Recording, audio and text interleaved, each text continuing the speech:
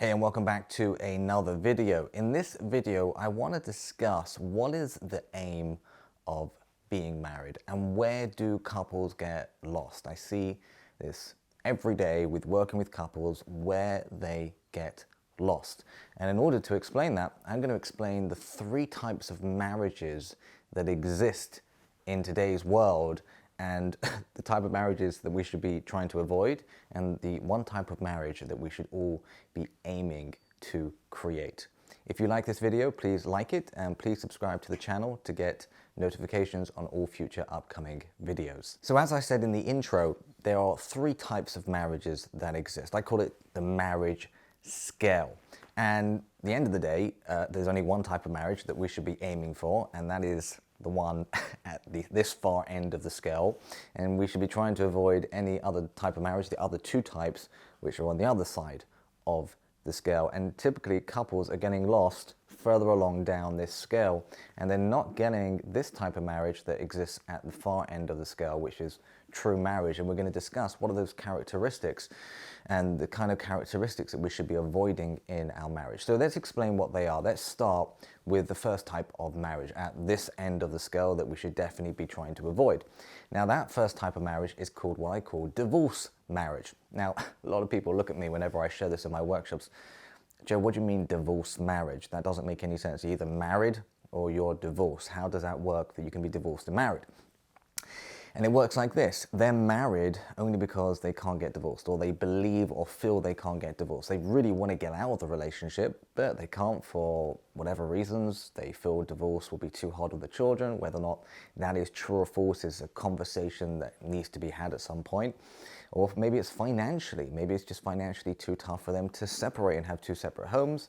Maybe there's a lot of stigma in the community that they live in, or maybe just emotionally they're not up to that challenge of moving on. Maybe they don't believe they'll find someone else. It could be a whole host of reasons as to why someone will stay in a relationship, in a marriage, in an intimate relationship where they're truly not happy. Now, that type of divorce marriage, there's very little intimacy, if no intimacy at all. They may even be sleeping in separate bedrooms. They communicate simply on a need-to basis, right? On a must basis, when there's something they have to discuss, typically either around the functioning of the home or the functioning around their children or the children's well-being, but they only talk when they really have to talk. There's very little pleasure and of course a lot of pain, and that's why they want to get out of the relationship, but they can't for the whole host of reasons that I gave before, and there may be other ones as well. So that's divorce marriage, and that's the step before, of course, someone actually gets divorced and they're not actually married anymore. Now, it's obvious that we should be avoiding that type of marriage because that's not going to bring happiness and joy and a sense of connection within that relationship. So that's the one we'll want to try and avoid. The second type of marriage is what I call partnership marriage. Now, I believe a lot of people, from my experience, are living in this type of marriage, but it isn't the real deal. But they are happy because partnership marriage, there is intimacy, they're sleeping in the same bedroom, there are fun times. The marriage is at least on a balance of 50% pleasure and 50% pain, and probably even more pleasure.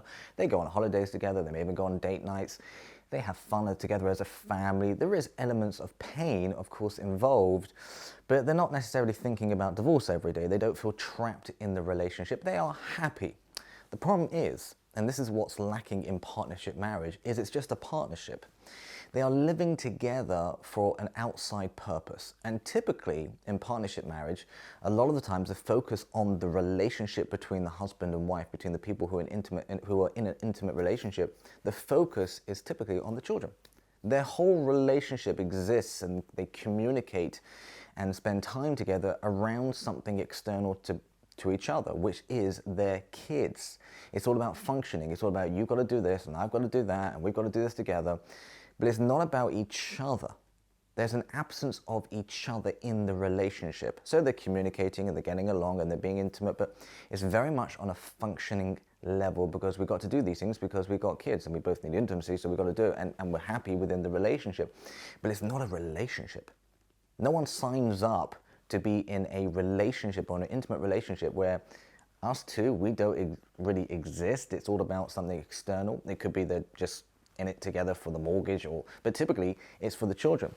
Yeah. And what I typically see is with couples in their late 30s or mid 40s. When the children leave the home, when the kids are 20 and leaving the home, couples are looking at each other saying like, who are you? I don't need you anymore, right? We worked well when there was a reason, and that reason was the children. You had to do this and I had to do that. But now that the children are no longer here, well, what purpose do you kind of serve, right? What do we have? So they have a partnership marriage where the marriage is about a partnership in dealing with the kids and raising the children. Now, in the short term, it might seem like it's going to work because they get along, but they're missing out on what's going to be the third type of marriage, which is true marriage, which is a relationship about each other, which isn't based upon something external. So in the short run, it kind of works, but it doesn't really work, because couples tell me whenever I share this type of marriage, partnership marriage, in my workshops or on my online webinars, or even with couples in my therapy room, they all typically say to me, Joe, you've hit the nail on the head. They've never been able to put it into words. And they'll say, you know what, Joe, you've just summed up my marriage. You've summed up my intimate relationship. I couldn't figure out what was I missing in this relationship. I seem happy, we're being intimate, we have fun holidays and we have fun times as a family, but you've now summed it up, you've clarified it for me. There isn't a relationship between us two.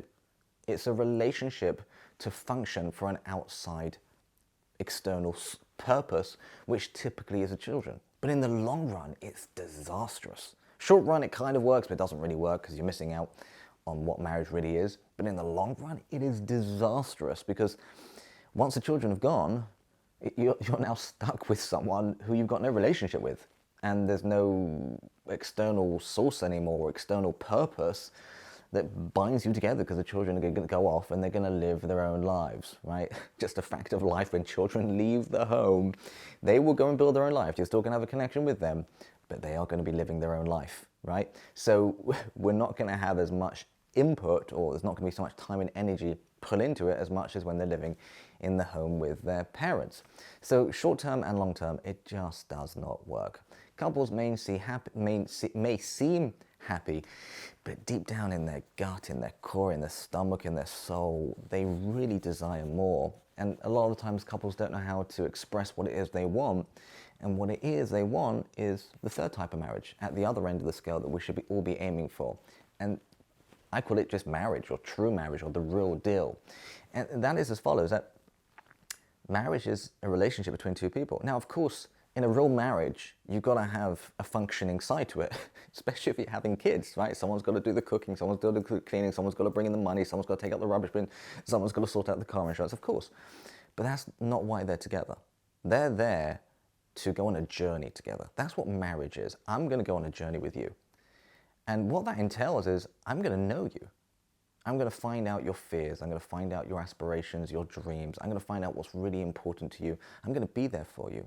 I'm going to be there for you when you're struggling. I'm going to be there for you in your best times as well. And I'm going to celebrate, because I understand why that achievement is so important to you. I understand what your fears are. I get it.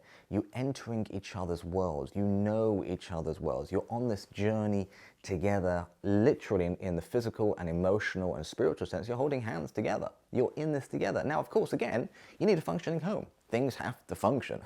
Because if you just leave everything and it's just about us two, you're going to have a dysfunctional home, and that's not going to be pretty. But it's not the reason, it's not the binding force between the two people, between the couple, because what's binding them together is each other. That is what real marriage is, going on a journey, truly understanding their inner world, their inner workings, their dreams, their aspirations, their fears, how they want to contribute to the world, where they want to be 5 years from now, what are their greatest challenges, where do they struggle the most. And when I ask these type of questions, like what does your spouse struggle with the most? What's your spouse trying to achieve? Where does your spouse want to be 5 years from now? A lot of couples have no idea, because they're either living in partnership marriage or they're living in divorce marriage. And also, you know, I start sharing this and couples say, oh yeah, no, I've got a great marriage. And when I start sharing it, they start to realize, yeah, they do have a great marriage because they're happy. But then they realize they actually don't have a relationship with their spouse. They're happy because the family's happy, but they're not happy as a couple together. And it's been eating them up, that they're happy, but they feel like they're missing out on something. And these three types of marriages and explaining it the way that I have just brings that sense of clarity to where we're holding. It's not the idea that I want to make people realize that they haven't got the real deal. It's about bringing that clarity to what we really should be aiming for. Because the step between partnership marriage and real marriage is a level of knowledge and understanding and entering the other person's world. Now, of course, this is all part of my Intention Principle course, where you can see the link below for the full course, and that is the objective of the whole course, to take people from divorce marriage to partnership marriage to the real marriage. And couples have done that because it's the Intention Principle which really determines where we are on that scale. Which type of marriage are we in? And you know, just thinking about it, we think about partnership marriage. No one goes on a date with the idea, or decides to get married with the idea that we're just going to be a partnership. I'm going to cook and clean, and you'll work, or we'll both work, and we're both cooking. They want to go on a journey together. But the problem is, when you get married, the first 6 months to the first 2-3 years, there's a lot of chemistry, a lot of stuff going on, a lot of intimacy that's going on that binds a couple together. But over time, it wears down, it wears off.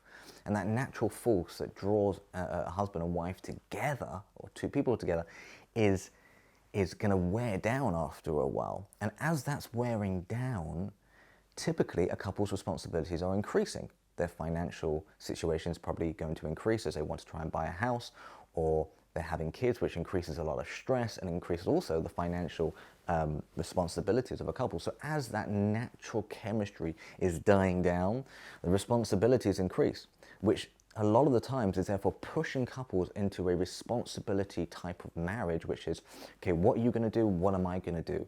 Which is partnership marriage. And they lose that focus of, one second, who are you? What are your dreams? What are your aspirations? What is it you want out of life? How am I going to support you? How am I going to be there for you? What do we both want? Where do we both want to be? And because they've got that natural energy dying down and the responsibility is increasing, it's very, very easy to fall into partnership marriage and lose sight of the real deal, which is our relationship. Of course, the plates need to be washed and bills need to be paid, but that's not what we're here for. We're here to go on a journey together, right? So let's just think about it for a moment. Where are we typically on an every day or every week? Where are we in our relationship? Now, of course, sometimes you can be in partnership marriage and you're having a really bad day and you're thinking of, oh my God, I've got to get out of here. I think most people have that thought process at least once a month or at least once a year. Oh my God, what was I thinking? I should listen to my mother. I should listen to my sister. I should listen to my best friend. Never married this person. But I'm talking about generally, the majority of the time, where are we holding? We may drop down a little bit of the level, but generally, where are we in our relationship? What is our relationship all about? Are we just staying because we have to? Are we in that partnership relationship because, you know, at the end of the day, when I think about it, everything we discuss and talk about is really about functioning. It's about getting stuff done. Or do our conversations really evolve around each other? How was your day? What was the greatest part of your day? What was the hardest part of your day? And, you know, I tell couples say to me, well, what should we talk about every evening? You know, what should we talk about? I mean, we've got to talk about what we've got to do. And I always say to couples, ask each other just a few questions. How was your day? What was the greatest part of your day? What was the part of your day that gave you the greatest amount of pleasure? And why? And what was the hardest part of your day? What was the hardest part of your day today? And why? And how did you deal with it? You're getting into the other person's world. You're building up a knowledge and an understanding that's going to draw you close. What are you most excited about tomorrow? What do you think your greatest challenge is going to be? You're really getting into each other's journey and making it combined into one journey. Those are some great questions that couples should be asking at the end of each day to really make sure they're living in that true marriage. But let's go back to that question. Where are we on a typical day? Where are we on a typical day? Where does our marriage sit the majority of the time? And when you've got the answer to that question, it builds a level of clarity. And the great news is there is a way to move up that scale. And what it really boils down to, from my experience, is the Intention Principle. As I said, the course is down below and you can buy the book as well. It's had a tremendous success. And I am in another video going to take this a little bit deeper without going into what the Intention Principle is. But I am going to build some understanding as to, okay, so what actually moves us up and down this scale? And I'm going to go on a journey together with you to explain what it is up until the intention principle, because there is a course available to be able to do it. So I am going to do that on another video to explain, to build some understanding and to map out the kind of dynamics that will determine what moves us up and down this scale. But I think we've got to know where we are. If we're trying to move somewhere, we have to know where we are to start with. And we have to know what we want to move towards. So we know what we're trying to move towards is this real marriage, but where are we currently sitting? And if you watch the next video, which is going to be about how to move up and down this scale, it's going to give you a tremendous amount of clarity and understanding as to what has to change so that you can get that real deal. The real deal that you signed up for when you dated the person that you're living with, or you're in an intimate relationship with, who you're married to, because that's what we all want, and that's what we all truly deserve.